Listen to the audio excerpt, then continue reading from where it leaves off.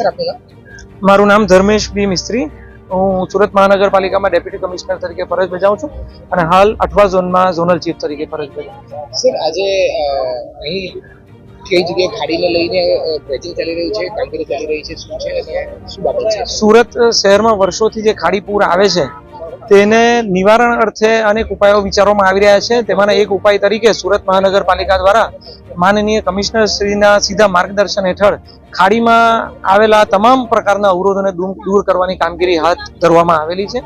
જેના ભાગરૂપે અત્યારે આપણે ઊભા છીએ તે બમરોલી બ્રિજના ડાઉનસ્ટ્રીમના ભાગમાં અઠવા ઝોન તરફના છેડા ઉપર જે આશરે 3500 થી 3700 ચોરસ મીટર જેટલા વિસ્તારની અંદર ખાડી સાંકડી થઈ ગયેલી છે, તે સાંકડી થયેલી ખાડીના વાઇડનિંગની કામગીરી હાથ ધરવામાં આવેલી છે. સર કેટલી પહોળી થઈ જાય જો કહીએ તો? આ પુલના ઉપરવાસમાં ખાડીની હાલ પહોળાઈ આશરે 110 મીટર જેટલી છે, જે આ બમરોલી ખાડી બ્રિજ પછી અચાનક જ 50 થી 60 મીટર જેટલી પહોળાઈની જ રહી જાય છે. એટલે એટલા ભાગને આ પહોળાઈ કરવાથી અમુક મીટર લંબાઈની અંદર આપણે આ ખાડી આશરે 100 મીટર જેટલી પહોળાઈની થઈ જશે.